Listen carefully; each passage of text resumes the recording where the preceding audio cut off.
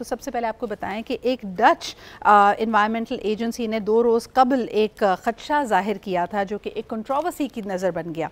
यानी ये कहना था जनाब the solar system geometry survey Dutch का नेदरलैंड्स का कि उन्होंने कहा कि पाकिस्तान में अगले 48 घंटे में, जो कि 48 घंटे गुजर चुके हैं, उसमें एक शदीद तरीन तबाहकुन ज़िलज़िले की नवीद उन्होंने दी थी, फोरकास्ट की थी। और इसके बारे में कहा जा रहा था कि ये चमन की फ़ॉल्ट लाइन बलूचिस्तान में प्रॉबली आ सकता है। इसको पाकिस्तान के PDMA ने रबिश किया। पाकिस्तान के मुख्तलिफ जो माहिरीन थे, सब्जेक्ट एक्सपर्ट्स से, उन्होंने कहा कि ऐसा कोई अंदेशा नहीं है। लेकिन फिर सवाल ये पैदा होता है कि कल यानी 24 घंटे कबल हमने देखा कि शदीद तरीन ज़लज़ले के झटके नेपाल और भारत के कई शहरों में महसूस किए गए। तो यानी ख़ित्ते यानी अरीब करीब के इलाके में इस तरह का ज़लज़ला आना, क्या हो सकता है कि इस डच ख़बर एजेंसी की थोड़ी सी कैलकुलेशन मिस्टेक हो गई हो, लेकिन उनकी काफ़ी हद तक जो तज्ज़िये थे, जो उनकी फोरकास्ट थी, वो दुरुस्त साबित हुई है। आइए ज़रा इस पर बात करते हैं। हमारे साथ मौजूद हैं एनवायरमेंटल एक्सपर्ट मरियम शब्बीर साहिबा। अस्सलाम वालेकुम मरियम। वालेकुम सलाम।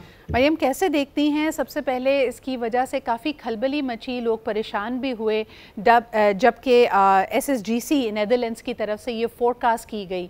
आप कैसे देखती हैं कि क्या वाकई इन्वायरमेंटल एक्सपर्ट्स के पास, सब्जेक्ट एक्सपर्ट्स के साथ जो जियोमेट्रिक डिफरेंसेस और चेंजेस दुनिया में मॉनिटर कर रहे हैं, अब उनके पास ये सलाहियत मौजूद है कि वो बहुत ज़्यादा एक्यूरेसी के साथ आने वाले ज़लज़लों को, अर्थक्वेक्स को, ट्रेमर्स को प्रिडिक्ट कर सकते हैं? जी, इसी तरह जो रिसर्च स्टडीज़ हैं वो आपको ये बताती हैं कि जो एरिया है, आप यानी कि कौन से रीजन्स में जो है वो ज़लज़ले आ सकते हैं, ये तो फोरकास्ट हम कर सकते हैं। लेकिन पर्टिकुलर एरिया कौन सा है, नैरो डाउन करके और किस टाइम में आएगा, ये बताना मुश्किल है। लेकिन डिफरेंट रिसर्चर्स की आप स्टडीज़ आप देखें उठा के, तो वो बताते हैं कि आप अगर एक एरिया में पिछले फॉर एग्जांपल 50 सालों में जो है वो एक सर्टेन मैग्नीट्यूड के ज़लज़ले आए हैं, जी तो उसकी बेसिस पर, जैसे कोई भी रिसर्च स्टडी हम करते हैं डेटा की बेस पर, तो उसकी बेसिस पर आप फोरकास्ट कर सकते हैं कि जी ये रीजन जो है आपके ज़्यादा वल्नरेबल हैं। और पाकिस्तान भी अगर आप देखें तो उसमें ऑफ कोर्स प्लेट टेक्टोनिक्स जो है उनकी मूवमेंट्स की वजह से सिस्मिक वेव्स क्रिएट होती हैं, जिसकी वजह से ज़लज़ले आते हैं। तो ये तो फोरकास्ट किया जा सकता है कि कौन कौन से एरियाज प्रोन हैं पाकिस्तान में। लेकिन ये प्रिडिक्ट करना मुश्किल है कि किस वक्त और एग्जैक्ट किस लोकेशन पे आएगा। अभी तक पूरी दुनिया में आप देखें तो इस तरह की टेक्नोलॉजीज नहीं है।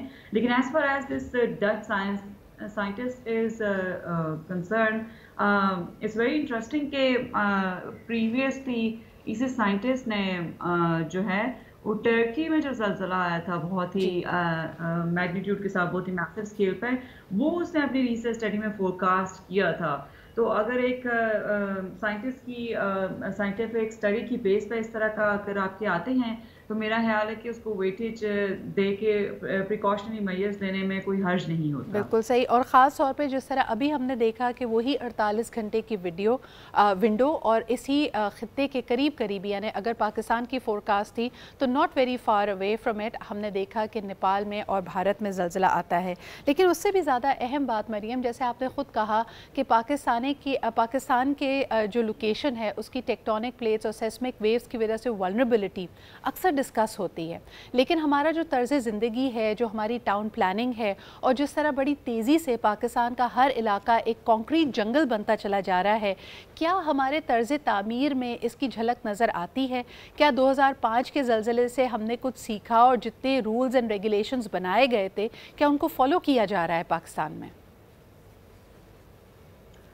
सिद्रा, अनफॉर्चुनेटली जहाँ तक अर्थक्वेक की अगर बात करें, जहाँ पे नेचुरल डिजास्टर्स होते हैं या ह्यूमन इंड्यूस्ड डिजास्टर्स होते हैं, जैसे क्लाइमेट चेंज को भी ले, तो मेरा नहीं ख्याल कि हम अपनी जो टाउन प्लानिंग या हम जो खासतौर पर बिल्डिंग की कंस्ट्रक्शंस करते हैं या कोई भी डेवलपमेंटल प्रोजेक्ट्स करते हैं, तो इस तरह के मटेरियल्स को हम कंसिडर नहीं करते हैं जो आपके लिए सेफ होते हैं, जिसकी वजह से कम से कम आपको डैमेज हो, या इस तरह की टेक्नोलॉजी हम यूज़ करें कि बिल्कुल जो आपकी फॉल्टी लाइंस हैं उनके ऊपर उस तरह की बिल्डिंग्स या उस तरह के मटेरियल्स हम कंस्ट्रक्ट यूज़ ना करें, जो कि आपको एक आए तो बहुत ही मैसिव स्केल का आपको जो है वो आपको इम्पैक्ट नज़र आए।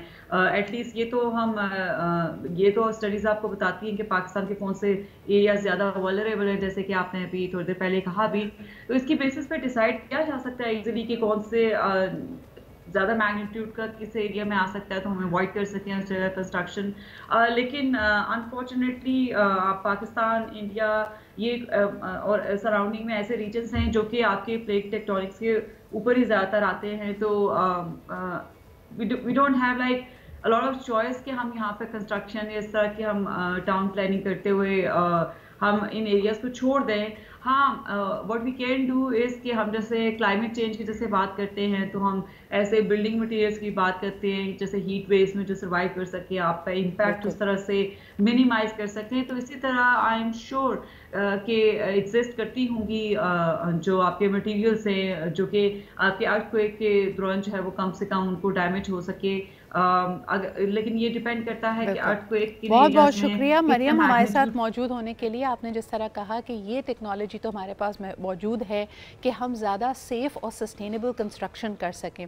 इस वक्त माहौलियाती तब्दीली की वजह से लैंडस्लाइड्स, फ्लैश फ्लड्स हमारे यहाँ की एक हकीकत है। मैंने ख़ुद भी कल परसों के प्रोग्राम में भी इसका जिक्र किया कि गिलगित बल्तिस्तान में भी हम बड़ी तेज़ी से उसको एक कॉन्क्रीट जंगल बनता हुआ देख रहे हैं, जिसको लोकल इस्तिलाह में वहाँ की टूरिस्ट इंडस्ट्री मरिफिकेशन कहती है। कि जिस तरह मरी में यकायक हमने देखा कि बड़ी बदसूरत कॉन्क्रीट बिल्डिंग्स बन चुकी हैं जो कि कमर्शियल आपका जो पर्पस है उसको तो सॉल्व करती हैं, लेकिन माहौलियात का ख्याल नहीं रखती। उसकी डंपिंग, उसकी सस्टेनेबिलिटी अपनी जगह है। शायद पाकिस्तान और दीगर ममालिक जापान की कंस्ट्रक्शन से बहुत कुछ सीख सकते हैं, जहाँ पे बड़े आनन फानन बड़े रेगुलरली ज़लज़ले आते हैं, लेकिन उन्होंने अपनी तर्ज़ तामीर को उसी हवाले से इवॉल्व किया है। बहुत बहुत शुक्रिया मरियम हमारे साथ मौजूद होने के लिए।